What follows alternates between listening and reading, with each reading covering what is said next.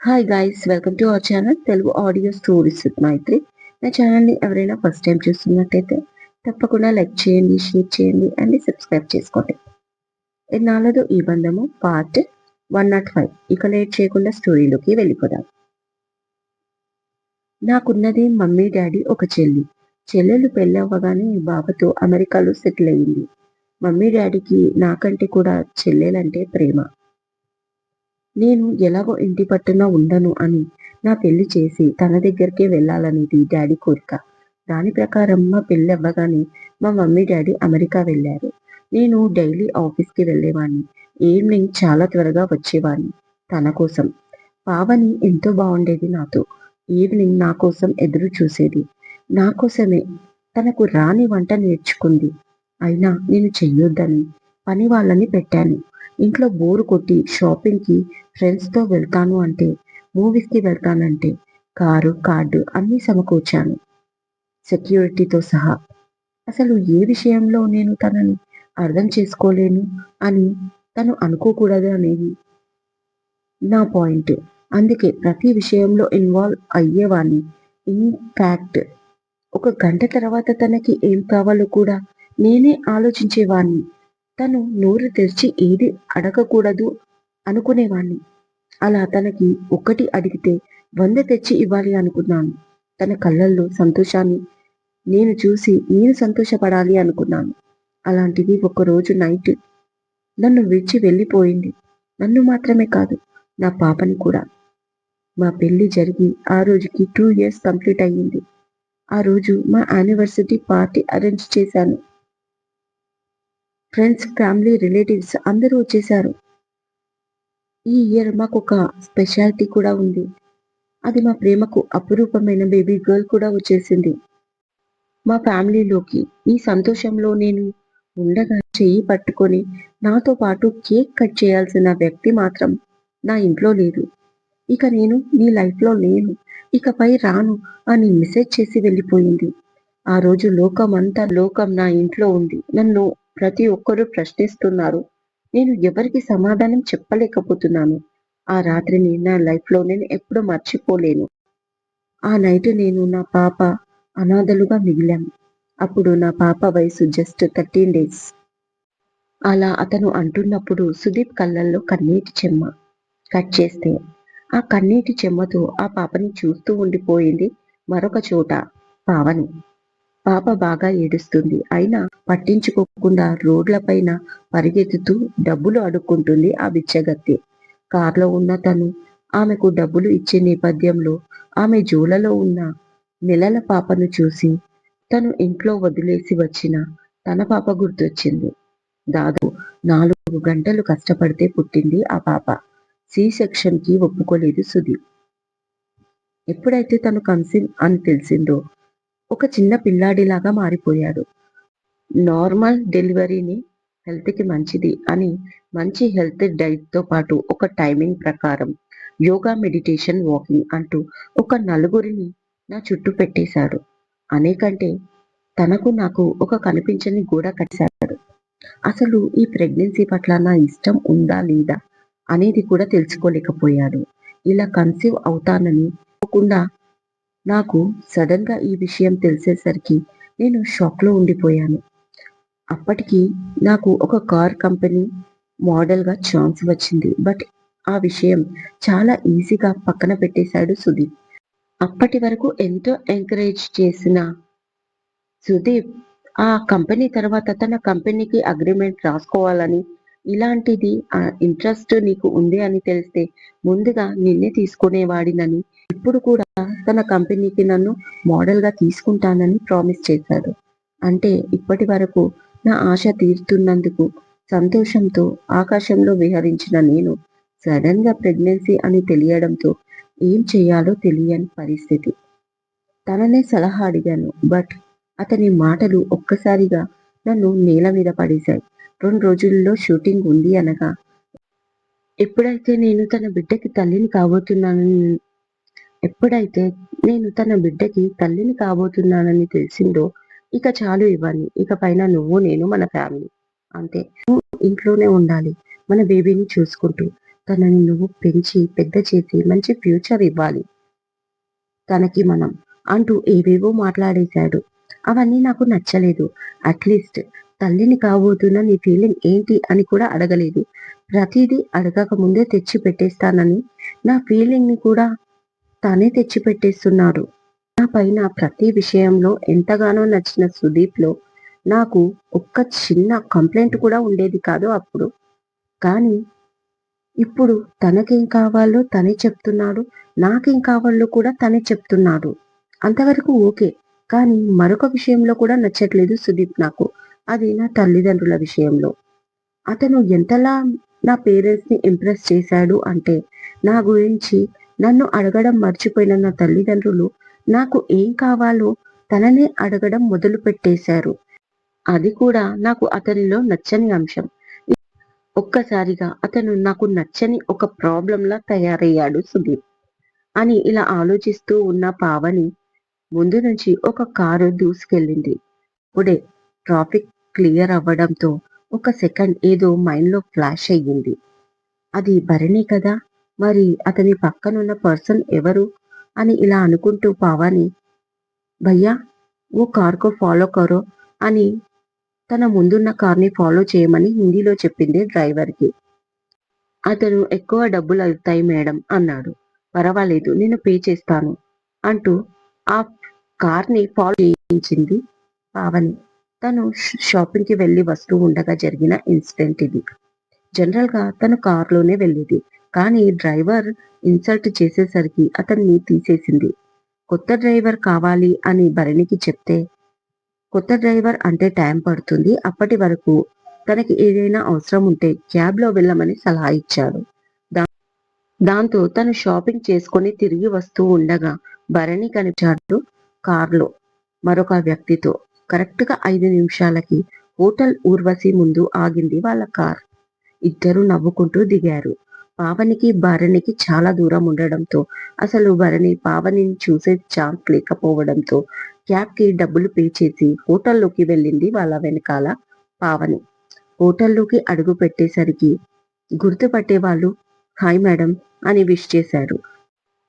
Hi అంటూనే వెంటనే lift వైపు నడిచింది పావని. వాళ్ళు మరొక లిఫ్ట్ ఎక్కడంతో చూసి భరణి పేరుతో ఆల్రెడీ ఆ హోటల్‌లో ఎప్పుడూ ఒక సూట్ బుక్ అయి ఉంటుంది. అతని భార్యతో ఎప్పుడైనా గొడవ అయితే ఆ సూట్‌ని వాడుకుంటాడు భరణి.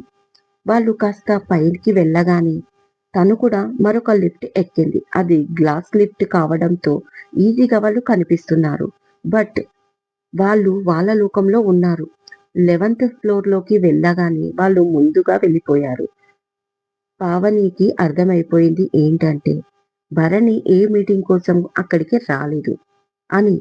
ఇక వెంటనే వాళ్ళని ఫాలో అయింది. ఇద్దరు రూమ్ నంబర్ 284 దగ్గర ఆగి భరణి కార్డ్ పెట్టి డోర్ ఓపెన్ చేసి లోపలికి వెళ్ళాడు. దాదాపు 20 అడుగుల దూరంలో ఉన్న పావని పరిగెత్తుకుంటూ వచ్చింది డోర్ దగ్గరికి. అప్పటికే క్లోజ్ అయిపోయింది. ఒక 2 నిమిషాలు తనకి ఏం చేయాలో అర్థం కాలేదు. అటూ ఇటూ తిరుగుతూ ఉంది. తను అనుకున్నది నిజమేనా? ఒకవేళ నాది కేవలం అనుమానమైతే? భరణికి ఏం చెప్పాలి? తను ఇక్కడికి ఎందుకు వచ్చిందో? ఒకవేళ తనది అపోహ అయితే మరి ఆ అమ్మాయిని ఈ సూట్‌లోకి ఎందుకు తీసుకొచ్చాడు? ఇది అతని పర్సనల్ రూమ్ కదా! ఎప్పుడైనా భార్యతో గొడవ అయితే వచ్చి ఇక్కడ ఉంటాను అనే భరణి ఈసారి అమ్మాయితో ఎందుకు వచ్చాడు ఇక్కడికి? పావని ఇక్కడికి వచ్చిన కొత్తలో దాదాపు నెల రోజులు ఈ హోటల్లోనే ఉంచాడు. తన ఇంటికో లేదా గెస్ట్ హౌస్‌కో తీసుకెళ్తే భరణి ఇంట్లో తెలిసిపోతుంది అని. ఇలా ఆలోచిస్తూ ఇప్పుడు నేనేం చేయాలి? అని ఆలోచిస్తుంటే తనకి టక్కున ఏదో ఆలోచన వచ్చి తన హ్యాండ్ బ్యాగ్ మొత్తం వెతికేసింది. అప్పుడు తన చేతికి ఒక కార్డ్ దొరికింది. వెంటనే ఆ కార్డ్ పైన ఉన్న నంబర్‌ని లాక్ కీప్యాడ్ పై నొక్కి డోర్ ఓపెన్ హ్యాండిల్ పట్టుకుంది.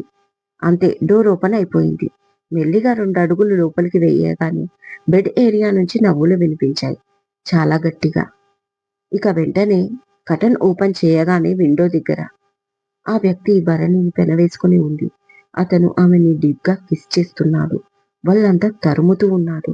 ఆ సీన్ని చూడగానే ఒక క్షణం పావని మైండ్ బ్లాక్ అయిపోయింది. ఆమె కాళ్ళ కింద భూమి కంపించింది. కళ్ళలోకి వాటర్ వచ్చేసింది. ఇక చెంపల్ని జారిపోయాయి కన్నీళ్లు. బొమ్మల అలాగే చూస్తూ ఉండిపోయింది కళ్ళు తేలేసి. ఆమె అంటూ విడదీసుకొని ట్రై చేయగానే అతను ఫోర్స్‌గా మరొకసారి గట్టిగా పట్టేసుకొని కిస్ చేస్తున్నాడు భరణి.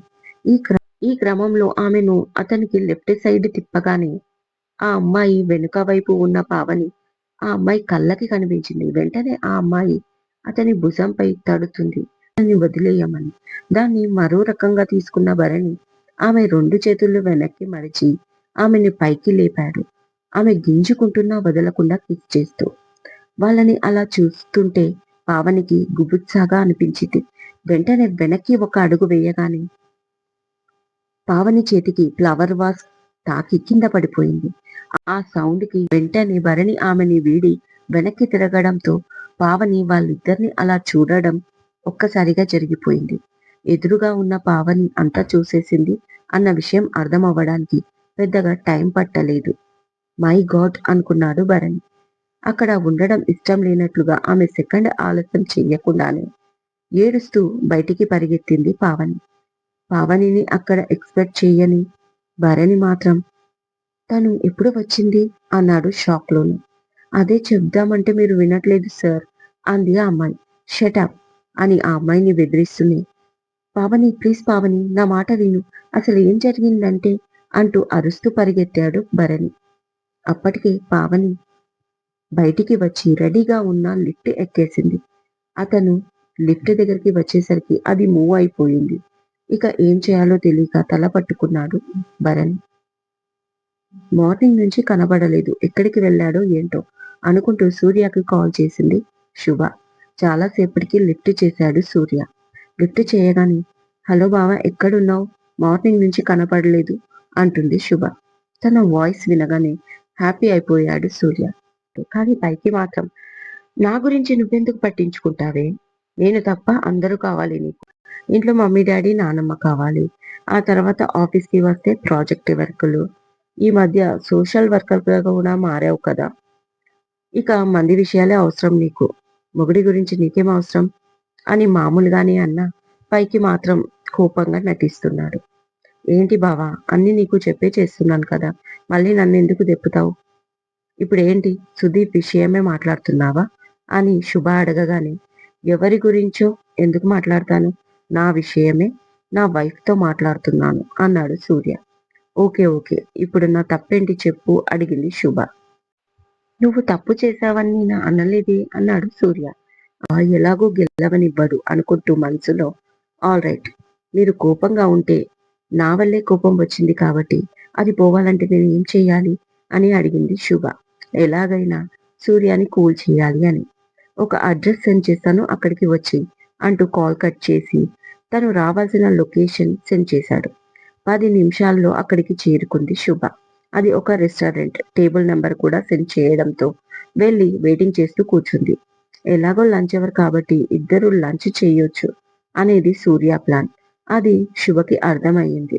అప్పుడే వెనక నుంచి శుభని ఎవరో పిలుస్తున్నట్లు అనిపించి వెనక్కి తిరిగితే హాయ్ ఏంటి అప్పుడే వచ్చేసావా? ఎలా ఉన్నావే? మీ ఇంట్లో వాళ్ళు ఏమైనా అన్నారా? లేక త్వరగానే యాక్సెప్ట్ చేశారా? వాడిపైన కేస్ లాంటిది పెట్టొచ్చావా? అసలు ఎలా బయటపడ్డావు వాడి ఉచ్చులోంచి? అని ఇలా ఎన్నో అడుగుతుంది ఆమె. కానీ శుభకి అస్సలు అర్థం కాలేదు. ఆమె ఎవరో కూడా తనకు తెలీదు కదా! ఇక ఆమె మాటలు ఎలా అర్థమవుతాయి శుభకి? మళ్ళీ అంతలోనే పోనీలే మొత్తానికి దరిద్రం వదిలింది. ఇకనైనా నువ్వు సంతోషంగా ఉండు. Anyways I'm very happy for you అంటూ హత్తుకుంది ఆమె శుభని. చిన్న బాబు కూడా ఉన్నాడు ఆమెతో. శుభ ఫస్ట్ టైం చూస్తుంది ఆమెని. ఎక్స్‌క్యూజ్ మీ అసలు మీరు అంటూ ఉండగా ఆమె శుభని వీడి అదేంటి నన్ను గుర్తుపట్టలేవా? నేను పావని సంజన అని అనగానే పావని మై గాడ్!